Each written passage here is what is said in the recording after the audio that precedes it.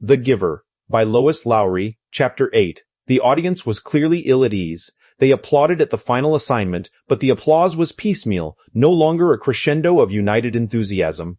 There were murmurs of confusion. Jonas moved his hands together clapping, but it was an automatic, meaningless gesture that he wasn't even aware of. His mind had shut out all of the earlier emotions, the anticipation, excitement, pride, and even the happy kinship with his friends.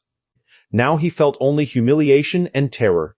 The chief elder waited until the uneasy applause subsided. Then she spoke again. "I know," she said in her vibrant, gracious voice, "that you are all concerned, that you feel I have made a mistake." She smiled.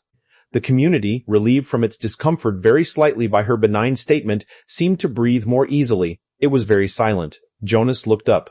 "I have caused you anxiety," she said. "I apologize to my community." Her voice flowed over the assembled crowd. "We accept your apology," they all uttered together. "Jonas," she said, looking down at him, "I apologize to you in particular. I caused you anguish." "I accept your apology," Jonas replied shakily. "Please come to the stage now." Earlier that day, dressing in his own dwelling, he had practiced the kind of jaunty, self-assured walk that he hoped he could make to the stage when his turn came. All of that was forgotten now. He simply willed himself to stand, to move his feet that felt weighted and clumsy, to go forward, up the steps and across the platform until he stood at her side. Reassuringly, she placed her arm across his tense shoulders. "Jonas has not been assigned," she informed the crowd, and his heart sank. Then she went on. "Jonas has been selected." He blinked. What did that mean? He felt a collective, questioning stir from the audience. They, too, were puzzled. In a firm, commanding voice she announced, "Jonas has been selected to be our next receiver of memory." Then he heard the gasp, the sudden intake of breath, drawn sharply in astonishment by each of the seated citizens. He saw their faces, the eyes widened in awe. And still he did not understand. "Such a selection is very, very rare," the chief elder told the audience.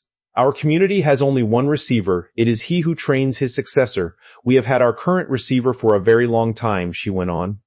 Jonas followed her eyes and saw that she was looking at one of the elders. The committee of elders was sitting together in a group, and the chief elder's eyes were now on one who sat in the midst but seemed oddly separate from them. It was a man Jonas had never noticed before, a bearded man with pale eyes. He was watching Jonas intently. "We failed in our last selection," the chief elder said solemnly. "It was 10 years ago when Jonas was just a toddler. I will not dwell on the experience because it causes us all terrible discomfort."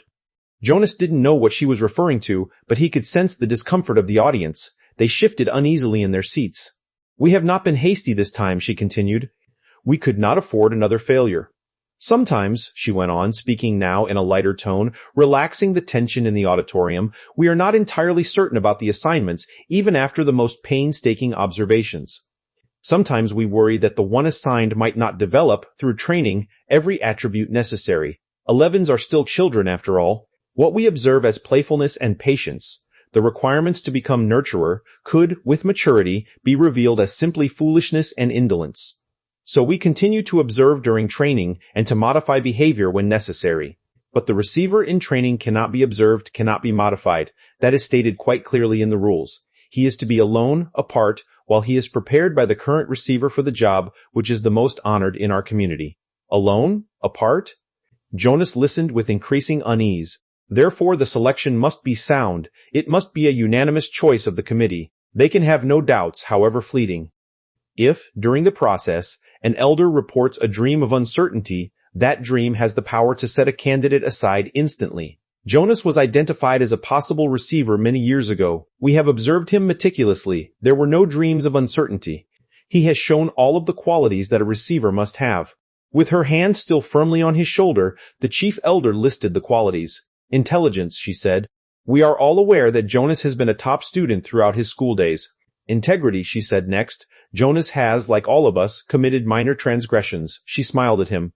"We expect that. We hoped, also, that he would present himself promptly for chastisement, and he has always done so." "Courage," she went on. "Only one of us here today has ever undergone the rigorous training required of a receiver. He, of course, is the most important member of the committee, the current receiver.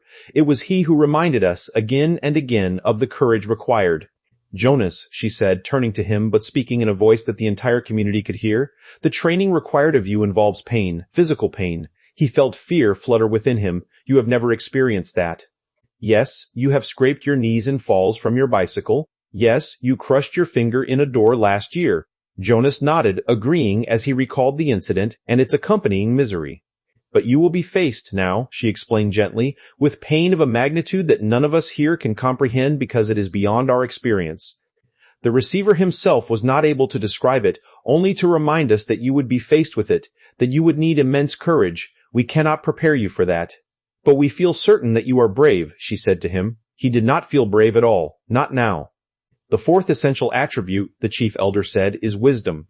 Jonas has not yet acquired that. The acquisition of wisdom will come through his training. We are convinced that Jonas has the ability to acquire wisdom. That is what we looked for. Finally, the receiver must have one more quality, and it is one which I can only name but not describe. I do not understand it. You members of the community will not understand it either.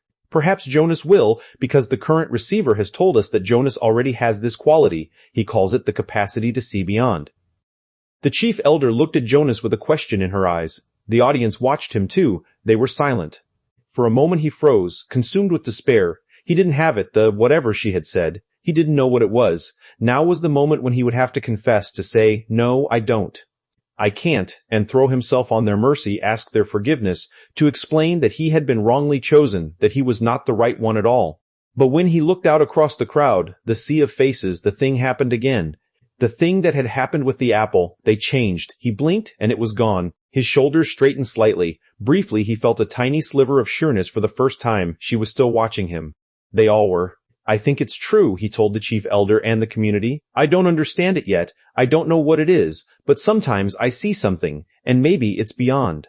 She took her arm from his shoulders. "Jonas," she said, speaking not to him alone but to the entire community of which he was a part, "you will be trained to be our next receiver of memory. We thank you for your childhood." Then she turned and left the stage, left him there alone, standing and facing the crowd, which began spontaneously the collective murmur of his name. Jonas. It was a whisper at first, hushed, barely audible. Jonas. Jonas. Then louder, faster. Jonas. Jonas. Jonas. With the chant, Jonas knew the community was accepting him and his new role, giving him life, the way they had given it to the new child Caleb. His heart swelled with gratitude and pride. But at the same time he was filled with fear. He did not know what his selection meant. He did not know what he was to become, or what would become of him.